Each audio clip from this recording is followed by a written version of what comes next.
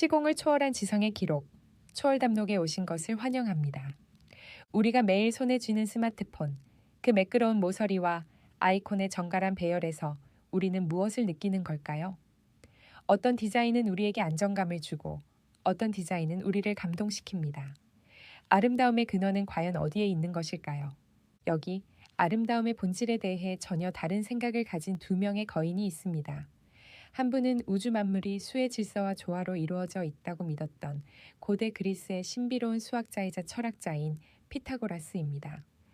그리고 다른 한 분은 단순함은 궁극의 정교함이라 외치며 기술을 인간의 직관과 감성으로 빚어낸 21세기의 위대한 혁신가로 불리우는 스티브 잡스입니다.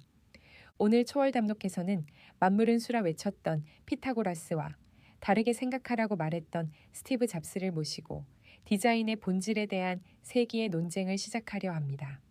과연 위대한 디자인은 불변하는 수학적 원리의 발견일까요? 아니면 시대와 호흡하는 인간 중심적 직관의 창조일까요? 두 거장의 대화를 통해 디자인과 철학, 그리고 기술의 흥미로운 교차점을 함께 탐험해 보시길 바랍니다. 먼저 각자의 철학적 입장을 들어보겠습니다. 만나서 반갑습니다. 저는 이 세계가 무질서한 혼돈이 아니라 수와 비율이라는 신성한 질서 위에 세워져 있다고 믿고 있습니다. 팽팽하게 당겨진 악기 현의 길이를 단순한 정수비로 나눌 때 완벽한 화음이 생겨나듯 우주의 모든 존재는 수학적 조화의 원리를 따릅니다.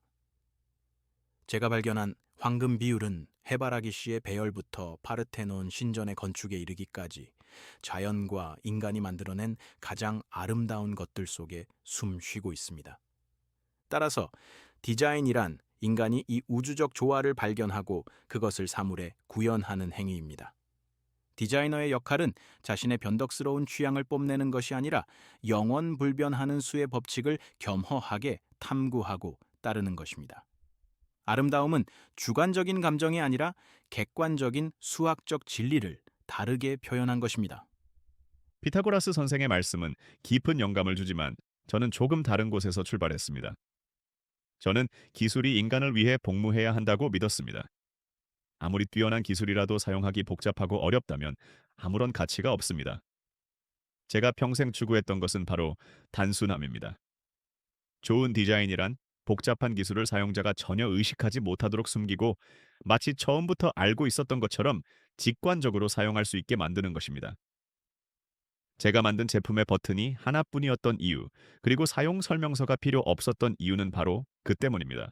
저에게 디자인의 목표는 수학적 완벽함의 구현이 아니라 사용자가 제품을 손에 쥐었을 때 느끼는 감동과 경이로움, 즉 경험을 설계하는 것이었습니다. 아름다움은 공식으로 증명되는 것이 아니라 마음으로 느껴지는 것입니다. 두 분의 철학이 극명하게 대립하는군요. 피타고라스 선생께서는 객관적 원리를, 잡스 선생께서는 주관적 경험을 강조하셨습니다. 그렇다면 잡스 선생께서 만든 제품의 디자인, 예를 들어 아이폰의 디자인을 피타고라스 선생께서는 어떻게 평가하시겠습니까? 그 네모난 물건을 살펴보니 저 역시 그 안에 깃든 조화의 원리를 발견할 수 있었습니다. 화면의 가로세로 비율, 모서리의 둥근 정도, 아이콘들의 강역 속에는 분명 기하학적 균형과 안정감이 존재합니다. 잡스 선생이 스스로 의식했든 안 했든 그의 디자인이 사람들에게 아름답게 느껴지는 이유는 그것이 무의식적으로나마 우주의 보편적인 수학적 원리를 따르고 있기 때문일 것입니다. 하지만 저는 그 디자인이 진정으로 위대해지려면 단지 사용자의 편의나 감성을 넘어 더 깊은 우주적 질서를 담아내야 한다고 생각합니다. 예를 들어 그 안에 담긴 모든 비율이 황금비와 같은 신성한 원리를 따른다면 그것은 단순한 기계를 넘어 하나의 예술 작품이자 철학적 성찰의 대상이 될 수 있을 것입니다. 디자인은 사람을 편하게 만드는 것을 넘어 사람의 영혼을 고양시켜야 합니다.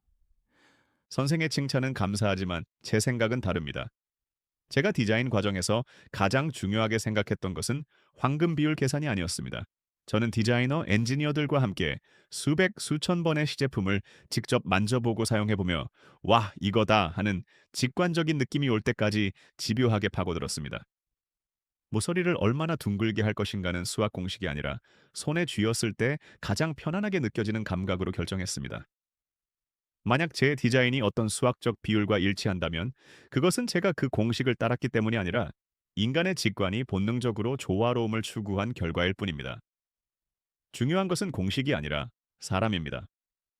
저는 디자인이 철학적 성찰의 대상이 되기보다는 평범한 사람들의 일상을 더 즐겁고 풍요롭게 만드는 마법 같은 도구가 되어야 한다고 믿습니다. 제게 있어 최고의 찬사는 철학자의 분석이 아니라 제 제품을 처음 사용해 본 어린아이의 감탄사였습니다. 하지만 잡스 선생, 그 직관이라는 것은 과연 어디에서 오는 것일까요? 아이가 아름다운 음악을 들으면 저절로 미소 짓는 이유는 그 아이의 영혼이 이미 음악 속에 담긴 수학적 화음의 질서를 알고 있기 때문입니다. 우리가 무언가를 직관적으로 아름답다거나 조화롭다고 느끼는 것은 우리 영혼 깊은 곳에 이미 우주의 수학적 원리가 각인되어 있기 때문입니다. 따라서 디자이너의 직관이란 훈련을 통해 자신의 내면에 잠재된 우주적 질서를 더 예민하게 감지하는 능력이라고 보아야 합니다. 당신이 수천 번의 시도를 통해 찾고자 했던 것은 결국 당신 영혼이 기억하는 완벽한 비율과 조화 아니었겠습니까? 당신은 그것을 감성이라 부르고 저는 그것을 수학이라 부를 뿐 본질은 같을 수 있습니다. 매우 흥미로운 관점입니다. 하지만 저는 그 본질이 고정되어 있다고 생각하지 않습니다. 시대가 변하고 기술이 발전하면 사람들이 아름답다고 느끼는 직관 또한 변하고 진화합니다. 고대 그리스인들이 보았던 완벽한 조화와 21세기의 디지털 유목민들이 느끼는 아름다움은 다를 수 있습니다. 예를 들어 저는 불필요한 장식을 모두 제거한 극도의 단순함, 즉 미니멀리즘을 추구했습니다. 이는 과거의 화려하고 장식적인 미학과는 정반대입니다. 왜냐하면 현대 사회는 정보와 기능의 과잉 시대이므로 사람들은 본질에 집중할 수 있는 단순함과 명료함에서 새로운 종류의 아름다움을 느끼기 때문입니다.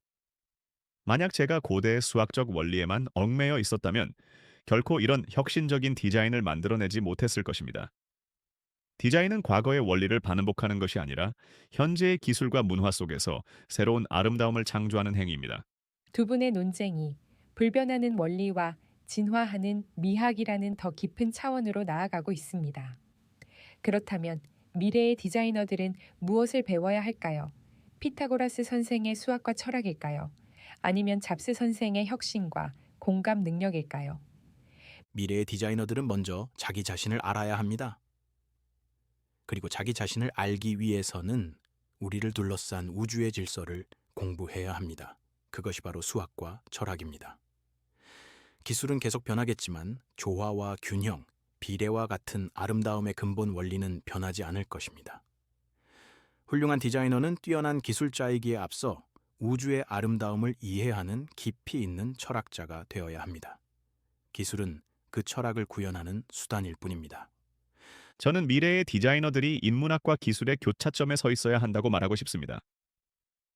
기술의 가능성을 깊이 이해하는 동시에 인간의 역사와 문화, 심리에 대한 폭넓은 공감 능력을 가져야 합니다.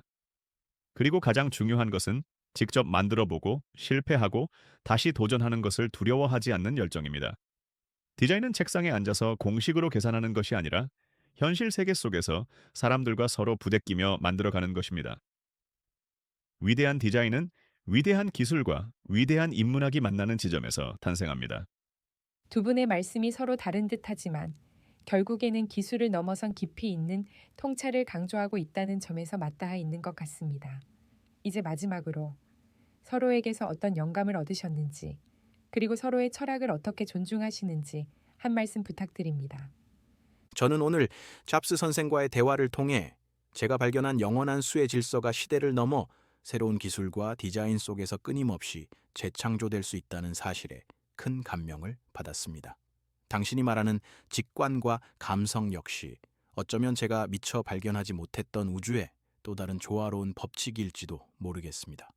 당신의 열정과 창조 정신은 고요한 수의 세계에 머물러 있던 저에게 큰 울림을 주었습니다. 당신의 혁신을 존중합니다. 저 역시 오늘 피타고라스 선생의 말씀을 들으며 제가 추구했던 단순함과 직관의 이면에 얼마나 깊은 철학적 수학적 원리가 숨어 있을 수 있는지 다시금 깨닫게 되었습니다. 어쩌면 제가 그토록 집착했던 완벽함은 저도 모르는 사이에 선생께서 말씀하신 우주적 조화를 향한 갈망이었을지도 모르겠습니다. 보이지 않는 원리에 대한 선생의 깊은 통찰은 보이는 것을 만드는 저에게 새로운 영감을 주었습니다. 선생의 지혜를 존중합니다. 두 거장의 위대한 화해와 상호 존중의 모습을 지켜볼 수 있어 영광입니다. 객관적 원리와 인간적 직관을 둘러싼 치열한 논쟁이 결국에는 서로를 보완하는 디자인 철학의 두 기둥이라는 아름다운 결론에 이르렀습니다.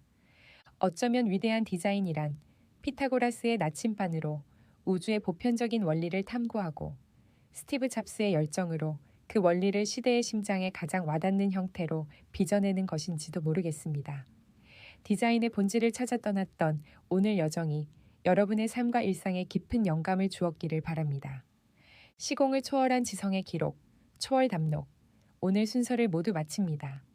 내용이 마음에 드셨다면 좋아요와 구독도 부탁드릴게요. 듣고 싶으신 주제나 철학자가 있다면 댓글로 의견을 달아주세요. 감사합니다.